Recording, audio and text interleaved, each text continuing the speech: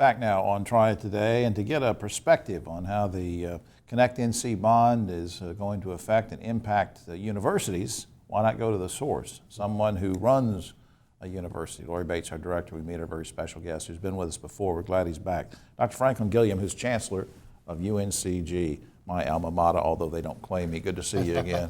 We've got your records under seal. Yeah, under seal. Don't let them out. Chancellor, how will the Connect NC bond impact the Triad region and colleges in general? We'll get to UNCG specifically in a second, but in general. Well, I think it's really a pretty simple theme here. This is about people and prosperity. This is about across the state, really, not let alone the Triad, about investing in people.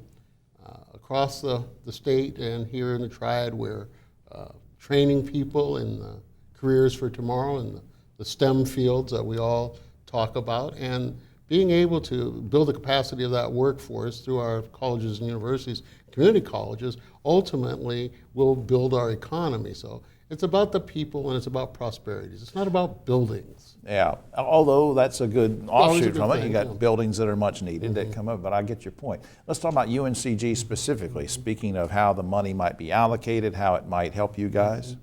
We're in the bond for $105 million for a new nursing and biology and chemistry building. We have two problems.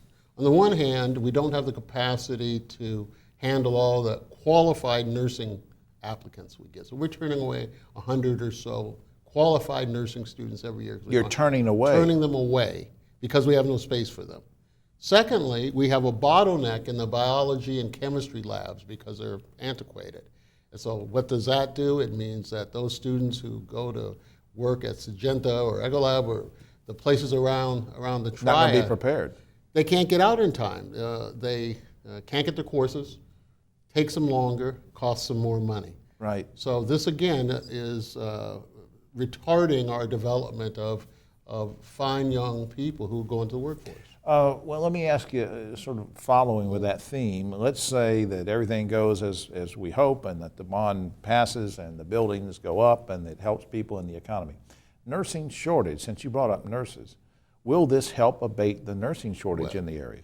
It'll certainly slow down the problem here in the Triad. Our students tend to stay fairly local. From what we're hearing from Cone Health, we really can't produce nurses fast enough. One of the reasons, of course, is because the nursing workforce is aging, like all of the workforces, as the boomers retire. And the twin hit there is, on the one hand, these boomers are retiring from the nursing field, and on the other hand, us boomers need more health coverage. Sure. So, you've already sort of answered this, but I'm going to bring it back in a different direction, and that is how this benefits the whole state, this bond issue, this $2 billion bond, because I could say to you, well, Dr. Gilliam, I appreciate what you're saying, but I don't have anybody that goes to UNCG or Winston-Salem State, or I don't have kids in school. Why do I care? Why should I vote for this? Look, this is the prosperity side of it.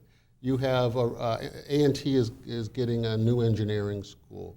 North Carolina State is into the agribusiness and agri-sciences. I could just go down the list. Engineering schools at other campuses. The point is that this is where discovery happens, this is where new knowledge occurs, this is where new products occur, this is where new jobs occur. So you don't need a kid in school. You don't need to live in the Triad, because you will live someplace and say, by the way, the bond also has in it money for the National Guard. Sure, for safety. For water and sewer.